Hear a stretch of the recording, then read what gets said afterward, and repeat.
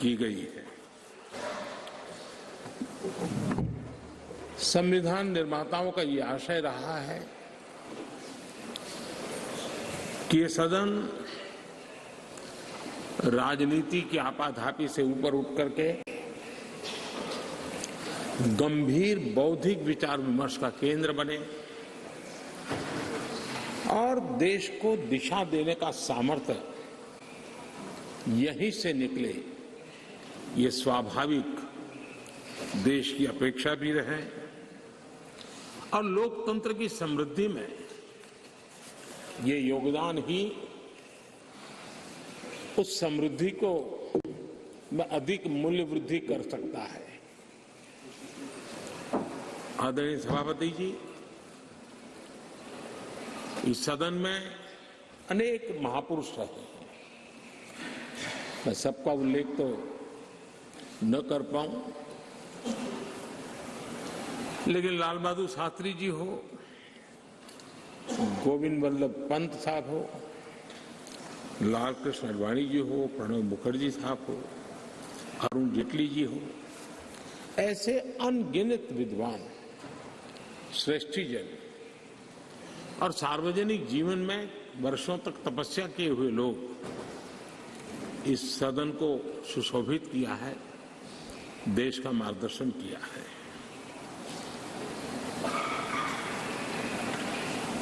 ऐसे कितने ही सदस्य जिन्होंने एक प्रकार से व्यक्ति स्वयं में एक संस्था के रहे, एक इंडिपेंडेंट थिंक टैंक के रूप में अपना सामर्थ्य देश को उसका लाभ देने वाले लोग भी हमें रहे हैं। संसदीय इतिहास के शुरुआती दिनों में डॉक्टर सर्वपल्ली राधाकृष्णन जी ने राज्यसभा के महत्व पर कहा था कि parliament is not only A legislative but A deliberative body. Rajya Sabha से देश के जनता की अनेक ऊंची अपेक्षाएं हैं, सर्वोत्तम अपेक्षाएं हैं और इसलिए मान्य सदस्यों के बीच गंभीर विषयों की चर्चा और उसे सुनना, ये भी एक बहुत बड़ा सुखद अवसर होता है। नया संसद भवन एक सिर्फ नई बिल्डिंग नहीं है, लेकिन ये एक नई शुरुआत का प्रतीक भी है। हम व्यक्तिगत जीवन में भी देखते हैं, जब किसी भी नई चीज के साथ हमारा जुड़ाव आता है तो मन पहला करता है कि अब एक नए वातावरण का मैं ऑप्टिमम यूटिलाइजेशन करूंगा, उसका सर्वाधिक सकारात्मक वातावरण में मैं काम करूंगा, एक सहज स्वभाव होता है। और अमृत काल की शुरुआत में ही इस भवन का निर्माण होना और इस भवन में हम सबका प्रवेश होना, ये अपने आप में हमारे देश के 140 करोड़ नागरिकों की जो आशा आकांक्षा है, उसमें एक नई ऊर्जा भरने वाला बनेगा, नई आशा और नया विश्वास पैदा करने वाला बनेगा। आदरणीय सभापति जी, हमें तय समय सीमा में लक्ष्यों को हासिल करना है, क्योंकि देश, जैसा मैंने पहले भी कहा था, ज्यादा प्रतीक्षा नहीं कर सकता है। एक कालखंड था जब सामान्य मन को लगता था कि ठीक है, हमारे माँ बाप भी ऐसे गुजारा किया, हम भी कर लेंगे, हमारे नसीब में ये था, हम जी लेंगे। आज समाज जीवन की और खास करके नई पीढ़ी की सोच वो नहीं है और इसलिए हमें भी नई सोच के साथ, नई शैली के साथ सामान्य मानवीय की आशा आकांक्षाओं की पूर्ति के लिए हमारे कार्य का व्याप भी बढ़ाना पड़ेगा। हमारी सीमा, सोचने की जो सीमाएं हैं, उससे भी हमें आगे बढ़ना पड़ेगा और हमारी क्षमता जितनी बढ़ेगी उतना ही देश की क्षमता बढ़ाने में हमारा योगदान भी बढ़ेगा। आदरणीय सभापति जी, मैं मानता हूं कि इस नए भवन में, ये उच्च सदन में हम अपने आचरण से, अपने व्यवहार से संसदीय शुचिता के एक प्रतीक के रूप में देश की विधानसभाओं को, देश की स्थानीय स्वराज की संस्थाओं को, वहां की सारी व्यवस्थाओं को प्रेरणा दे सकते हैं। और मैं समझता हूं कि ये स्थान ऐसा है कि जिसमें ये सामर्थ्य सबसे अधिक है और इसका लाभ देश को मिलना चाहिए, देश के जनप्रतिनिधियों को मिलना चाहिए, चाहे वो ग्राम प्रधान के रूप में चुना गया हो, चाहे वो संसद में आया हो। और ये परंपरा यहां से हम कैसे आगे बढ़ाएं। आदरणीय सभापति जी, पिछले 9 वर्ष से आप सबके साथ से, सहयोग से देश की सेवा करने का हमें मौका मिला। कई बड़े निर्णय करने के अवसर आए और बड़े महत्वपूर्ण निर्णयों पर फैसले भी हुए और कई तो फैसले ऐसे थे जो दशकों से लटके हुए थे। उन फैसलों को भी, और ऐसी बातें थी जिसको बहुत कठिन माना जाता था, मुश्किल माना जाता था और राजनीतिक दृष्टि से तो उसको स्पर्श करना भी बहुत ही गलत माना जाता था। लेकिन सबके बावजूद भी हमने उस दिशा में कुछ हिम्मत दिखाई। राज्यसभा में हमारे पास उतनी संख्या नहीं थी, लेकिन हमें एक विश्वास था कि राज्यसभा दलगत सोच से ऊपर उठ करके देश हित में जरूर अपने फैसले लेगी। और मैं आज बड़े संतोष के साथ कह सकता हूं कि उदार सोच के परिणाम हमारे पास संख्या बल कम होने के बावजूद भी आप सभी माननीय सांसदों की मैच्योरिटी के कारण, समझ के कारण, राष्ट्रहित के प्रति अपनी जिम्मेवारी के कारण, आप सबके सहयोग से हम कई ऐसे कठिन निर्णय भी कर पाए और राज्यसभा की गरिमा को ऊपर उठाने का काम सदस्य संख्या के बल पर नहीं, समझदारी के सामर्थ्य पर आगे बढ़ा। इससे बड़ा संतोष क्या हो सकता है। और इसलिए मैं सदन के सभी माननीय सांसदों का, जो आज वह हैं, जो इसके पहले थे, उन सब का धन्यवाद करता हूं। आदरणीय सभापति जी, लोकतंत्र में कौन शासन में आएगा, कौन नहीं आएगा, कौन कब आएगा, ये क्रम चलता रहता है। वो बहुत स्वाभाविक भी है और वो लोकतंत्र की स्वाभाविक उसकी प्रकृति और प्रवृत्ति भी है। लेकिन जब भी विषय देश के लिए सामने आए, हम सब ने मिलकर के राजनीति से ऊपर उठ करके देश के हितों को सर्वोपरि रखते हुए कार्य करने का प्रयास किया है। आदरणीय सभापति जी, राज्यसभा एक प्रकार से राज्यों का भी प्रतिनिधित्व करती है। एक प्रकार से कोऑपरेटिव फेडरलिज्म, और अब हम जब कॉम्पिटिटिव कोऑपरेटिव फेडरलिज्म पर बल दे रहे हैं, तब हम देख रहे हैं कि अत्यंत सहयोग के साथ अनेक ऐसे मसले रहे हैं, देश आगे बढ़ा है। कोविड का संकट बहुत बड़ा था, दुनिया ने भी परेशानी झेली, हम लोगों ने भी झेली है। लेकिन हमारे फेडरलिज्म की ताकत थी कि केंद्र और राज्यों ने मिलकर के जिससे जो बन पड़ता है, बन कर करके देश की बहुत बड़े संकट से मुक्ति दिलाने का प्रयास किया और ये हमारे कोऑपरेटिव फेडरलिज्म की ताकत को बल देता है।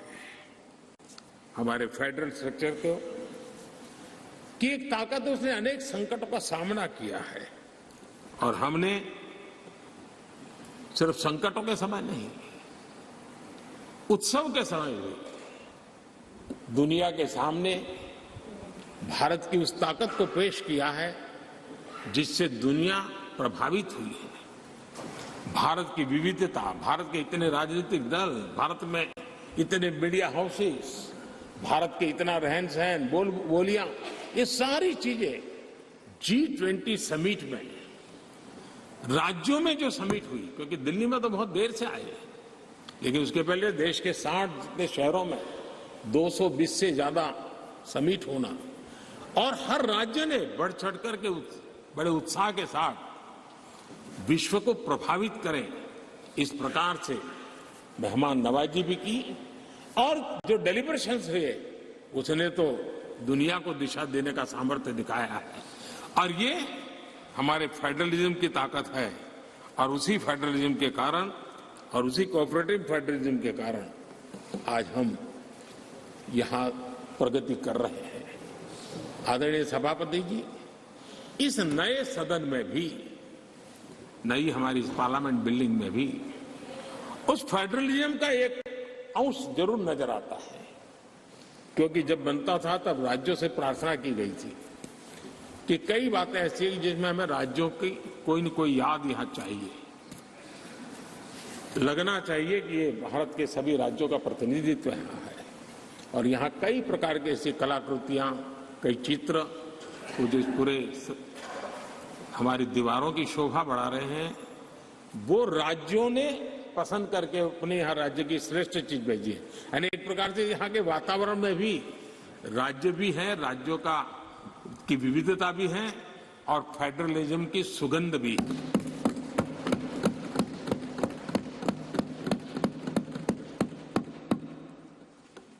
आदरणीय सभापति जी, टेक्नोलॉजी ने जीवन को बहुत तेजी से प्रभावित किया है। पहले जो टेक्नोलॉजी में बदलाव आते में 50 साल लग जाते थे, वो आजकल कुछ हफ्तों में आ जाते हैं। आधुनिकता अनिवार्यता बन गई है और आधुनिकता को मैच करने के लिए हमने अपने आप को भी निरंतर डायनेमिक रूप से आगे बढ़ाना ही पड़ेगा, तब जाकर के उस आधुनिकता के साथ हम कदम से कदम मिलाकर के आगे बढ़ सकते हैं। आदरणीय सभापति जी, पुराने भवन में हमने, जिसको अभी आपने संविधान सदन के रूप में कहा, हमने वहां कभी आजादी का अमृत महोत्सव बड़े आन बान शान के साथ मनाया। 75 साल का हमारी यात्रा की तरफ हमने देखा भी और नई दिशा, नया संकल्प करने का प्रयास भी शुरू किया है। लेकिन मुझे पूरा विश्वास है कि नए संसद भवन में आजादी की जब हम शताब्दी मनाएंगे, वो स्वर्ण शताब्दी विकसित भारत की होगी, डेवलप्ड इंडिया की होगी, मुझे पूरा विश्वास है। पुराने भवन में हम 5वीं अर्थव्यवस्था तक पहुंचे थे। मुझे विश्वास है कि नई संसद भवन में हम दुनिया की टॉप 3 इकोनॉमी में स्थान प्राप्त करेंगे। पुराने संसद भवन में गरीब कल्याण के अनेक इनिशिएटिव हुए, अनेक काम हुए। नए संसद भवन में हम अब 100% सैचुरेशन जिसका हक है उसको पूरा मिले। आदरणीय सभापति जी, इस नए सदन की दीवारों के साथ साथ हमें भी अब टेक्नोलॉजी के साथ अपने आप को एडजस्ट करना पड़ेगा, क्योंकि अब सारी चीजें हमारे सामने आईपैड पर है। मैं तो प्रार्थना करूंगा कि बहुत से माननीय सदस्यों को अगर कल कुछ समय निकाल करके उनकी अगर परिचित करा दिया जाए टेक्नोलॉजी से तो उनकी सुविधा रहेगी।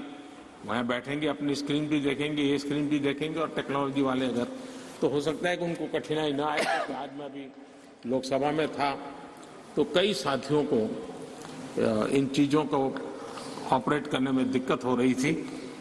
तो ये हम सबका दायित्व है कि हम उसमें सबकी मदद करें। तो कल कुछ समय निकाल करके अगर ये हो सकता है तो अच्छा होगा। आदरणीय सभापति जी, इस डिजिटल का युग है। हमने इस सदन से भी उस चीजों से आदतन हमारा हिस्सा बनाना ही होगा। शुरू में थोड़ा दिन लगता है, लेकिन अब तो बहुत सी चीजें यूजर फ्रेंडली होती हैं, बड़े आराम से इन चीजों का अडॉप्ट किया जा सकता है। हम इसको करें। मेक इन इंडिया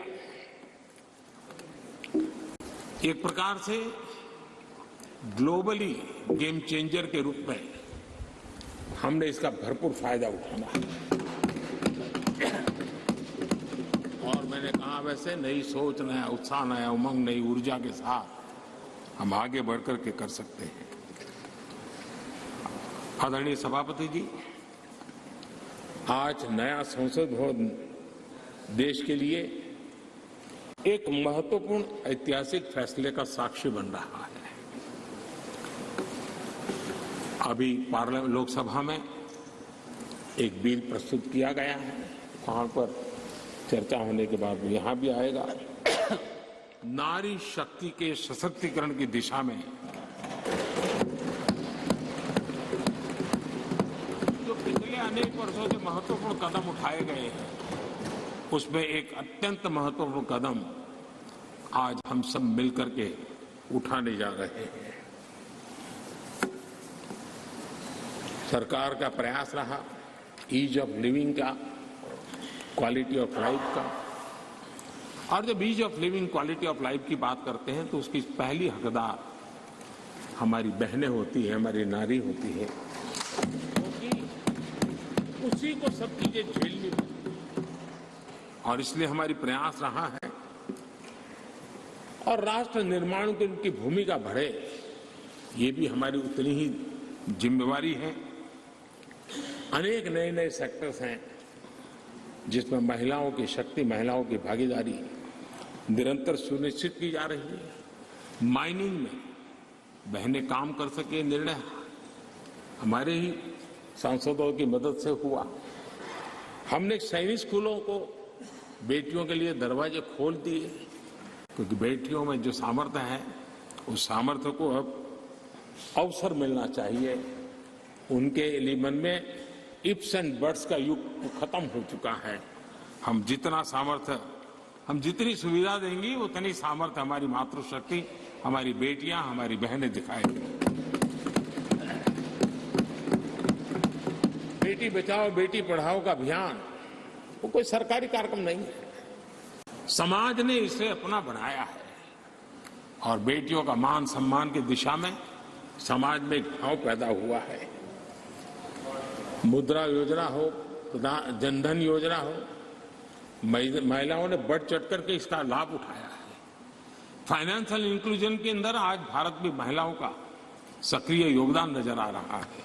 ये अपने आप में मैं समझता हूं उनके परिवार के जीवन में भी उनके सामर्थ्य को प्रकट करता है, जो सामर्थ्य अब राष्ट्र जीवन में भी प्रकट होने का वक्त आ चुका है। हमारी कोशिश रही है कि हमारे माताओं बहनों के स्वास्थ्य को ध्यान में रखते हुए उज्ज्वला योजना, हमें मालूम है गैस सिलेंडर के लिए पहले एमपी के घर के चक्कर काटने पड़ते थे, गरीब परिवारों तक उसको पहुंचाना, मैं जानता हूं बहुत बड़ा आर्थिक बोझ है, लेकिन महिलाओं के जीवन को ध्यान में रखते हुए उस काम को किया। महिलाओं के सम्मान के लिए ट्रिपल तलाक लंबे अरसे से राजनीतिक दृष्टि से राजनीतिक लाभालाभ का शिकार हो चुका था, इतना बड़ा मानवीय निर्णय, लेकिन हम सभी माननीय सांसदों की मदद से उसको कर पाया। नारी सुरक्षा के लिए कड़े कानून बनाने का काम भी हम सब कर पाए हैं। विमेन लेड डेवलपमेंट G20 की सबसे बड़ी चर्चा का विषय रहा और दुनिया के कई देश हैं जिनके लिए विमेन लेड डेवलपमेंट विषय थोड़ा सा नया सा अनुभव होता था और जब उनकी चर्चा में सुर आते थे कुछ अलग सी सुर सुनने को मिलते थे, लेकिन G20 के डिक्लेरेशन में सबने मिलकर के विमेन लेड डेवलपमेंट के विषय को अब भारत से दुनिया की तरफ पहुंचा है, ये हम सब के लिए गर्व है। आदरणीय सभापति जी, इसी बैकग्राउंड में लंबे अरसे से विधानसभा और लोकसभा में सीधे चुनाव में बहनों की भागीदारी सुनिश्चित करने का विषय है और ये बहुत समय से आरक्षण की चर्चा चली थी। हर किसी ने कुछ न कुछ प्रयास किया है, लेकिन और ये 1996 से इसकी शुरुआत हुई है और अटल जी के समय तो कई बार बिल लाए गए, लेकिन नंबर कम पड़ते थे, कुछ उग्र विरोध का भी वातावरण रहता था, एक महत्वपूर्ण काम करने में काफी असुविधा होती थी। लेकिन जब नए सदन में आए हैं, नया होने का एक उमंग भी होता है, तो मुझे विश्वास है कि ये जो लंबे अरसे से चर्चा में रहा विषय है, अब इसको हमने कानून बना करके हमारे देश की विकास यात्रा में नारी शक्ति की भागीदारी सुनिश्चित करने का काम है।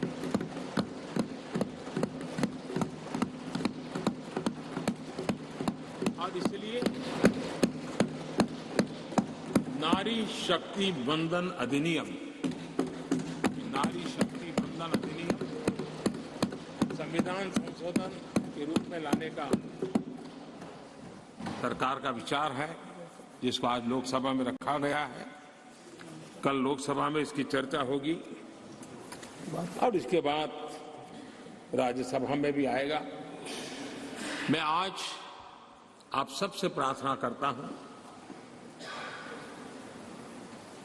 कि एक ऐसा विषय है जिसको अगर हम सर्वसम्मति से आगे बढ़ाएंगे तो सच अर्थ में वो शक्ति अनेक गुना बढ़ जाएगी और जब भी बिल हम सबके सामने आए तब मैं राज्यसभा के सभी मेरे माननीय सांसद साथियों से आज आग्रह करने आया हूं कि हम सर्वसम्मति से जब भी उसकी निर्णय करने का अवसर आए, आने वाले 1-2 दिन में आप सबके सहयोग की अपेक्षा साथ मैं मेरी वाणी को विराम देता हूं। बहुत बहुत धन्यवाद।